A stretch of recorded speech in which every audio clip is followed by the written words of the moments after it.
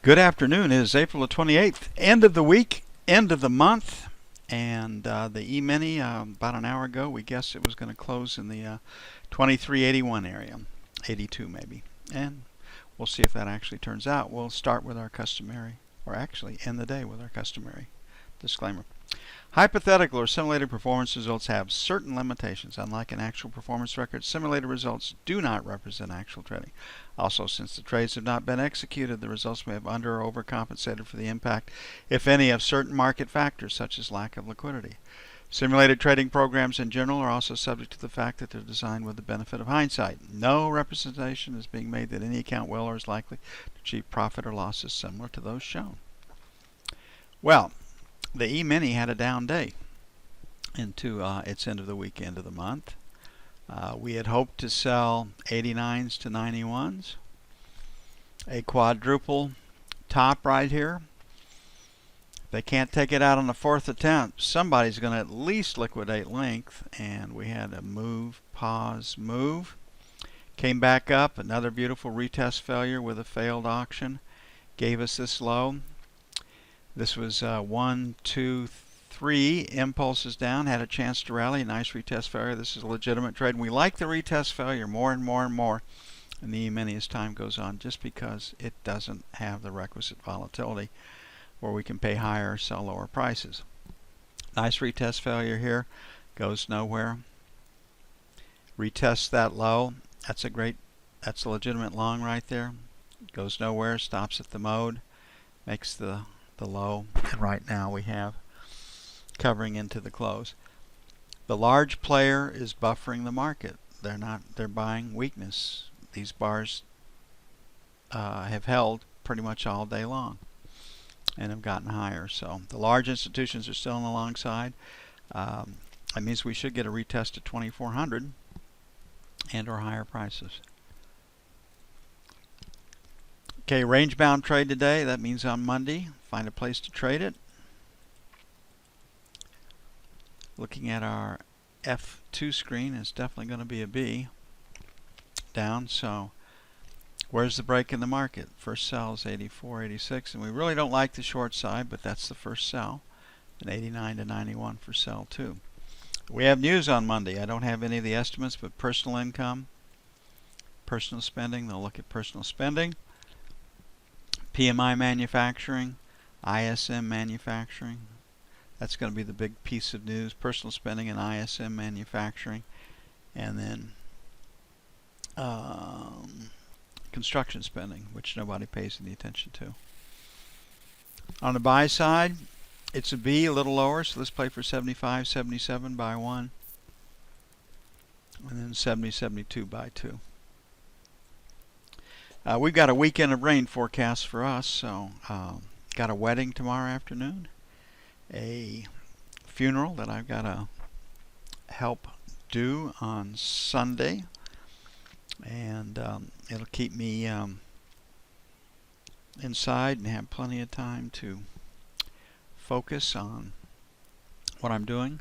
Poor Henry might get a bath tomorrow morning, and we have weekend guests. We're going to be busy here. I'm looking forward to May the 7th. That's when things slow down for me.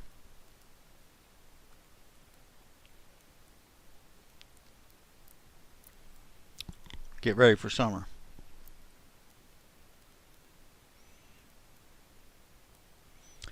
Okay, the note and the bond were strong today.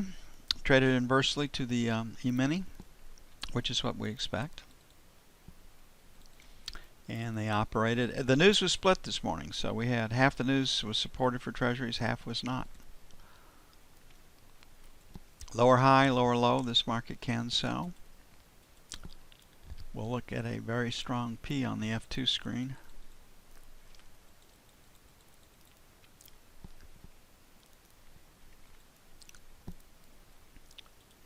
And there we have it. So here we are. Sell failure to take out 24.28, sell 1. 31 to 03, sell 2. The buy side, last rotate down, stopped at 18.5. That's our LM. And so we've got pretty good support at 16 to 20. We've got an F period low at 16.5, 17 for the G period low, 18.5 for the L period low. So 16 to 20 buy one, and 9 to 13 buy two. E-mini rallies, we don't want to be on the long side of the market. We do have news on Monday that can move things.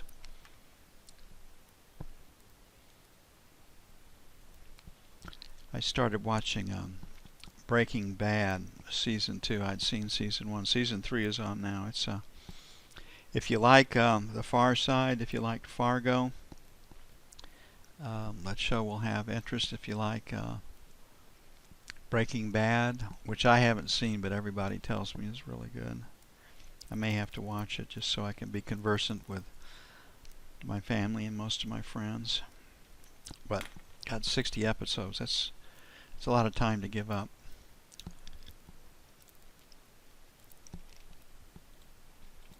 I like sitting on the deck in the evening, listening to music and unwinding with the dog and with the wife.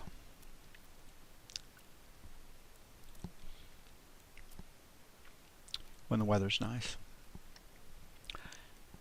Okay, 2 distributions up. Weakness in the E-mini took us up to 153. Here we are at resistance. So first resistance is the buck to 04. Sell 7 to 11. And if we get through 12, I think we're headed up to 2024, so 19 to 23. Sell 2. And the statistics work great on the bond today. And the first band of support, you have a 21. J period low is 18, so we'll make 2024 number 1. Buy 13 to 17, pick up this area right here. And then 1 to 5 for buy 2.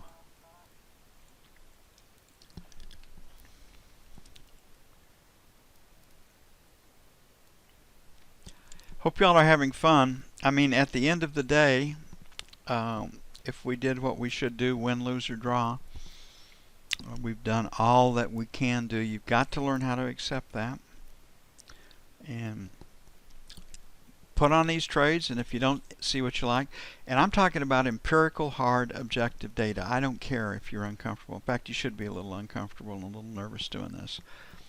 So that's a normal part of trading. But if you don't get extension on the second bar, if the offer's coming in, the bid's moving up, whatever it happens to, if you don't get quick rejection, those are the things that we're looking for to help us stay with trades. Not, oh, I don't feel good. This trade may not work. I mean, yeah, it may not work, but we've got to take it anyway. Inside day on gold. Nothing going today in gold. And looking at the Y-Z split. And we did a webinar this week, and everybody that comes to these webinars is searching for the answer, and you have to have a vehicle. You have to have a methodology. But once you have a methodology, the simpler, the more stark, the fewer the rules, the fewer the setups, the easier it's going to be to learn how to trade. And I think ours is about as stark as you can get. We've got 4 conditions to be met. Good traders take trades on 3 to 5 pieces of information. Novice traders probably 5 to 7, and complete total beginners that are searching for the Holy Grail don't take trades. They're always looking. You got to learn how to trade. Just where we were this morning, 69.71, sell 1. That is resistance. 74.76, sell 2. 63.65 still looks good. Buy 1. 60.62. So we're trying to buy 60.65s, and we're really trying to sell 70s to 75s when you get right down to it. Not a lot of magic there. We should be able to do a little bit better than 70. Don't know how much. We do have news on Monday, and the economic activity news could come in lower than forecast, as it has been. Inflation news has been coming in higher than forecast. The GDP number today was lower than forecast. We surmise that that might be the case. before we got into it. So again, putting things into context. We're very, very consistent at doing that. We're not perfect, but we're pretty damn good. And what we're trying to do for you is build a logical framework, a template that allows you to get the information you need to trade. And it's a combination of fundamentals, which puts the market into context.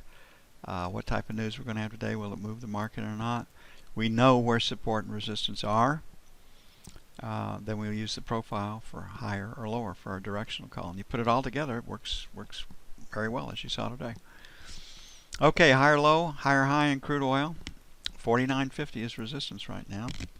I like the short side of the market. Why do I like the short side of the market? Fundamentals. And I know they're called fundamentals for a good reason. So here's our last rotate up in K period. You could have been short 41 to 48, depending on how you took that trade.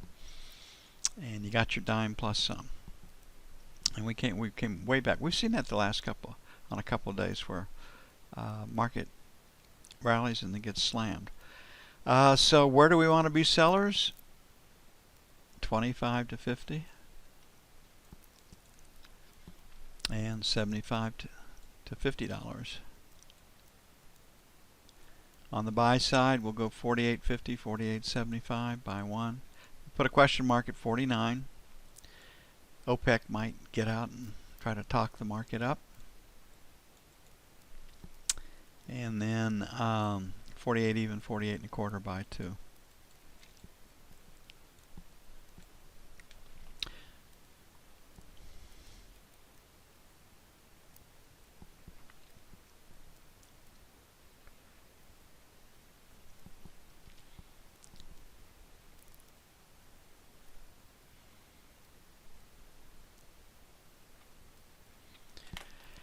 And last on our list today is the euro. Draghi's statements yesterday were taken as dovish. So we got a seller at 109.75 and we got a buyer at 108.75, a one handle range. That's logical, right? And what does that tell us as traders? It tells us that the market's in the control of the trading community right now. It's not moving off of fundamentals. Okay, we have a B, and we have sellers at 30. So 930 to 940, sell one. 960 to 70, sell two. 109 even, buy one. 108.75, buy two.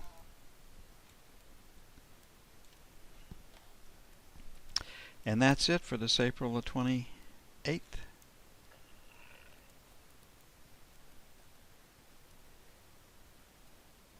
Y'all have a great weekend. We're supposed to get wet feet here. Hopefully your weekend is good and you have better weather than we do. I'll see you bright and early Monday morning.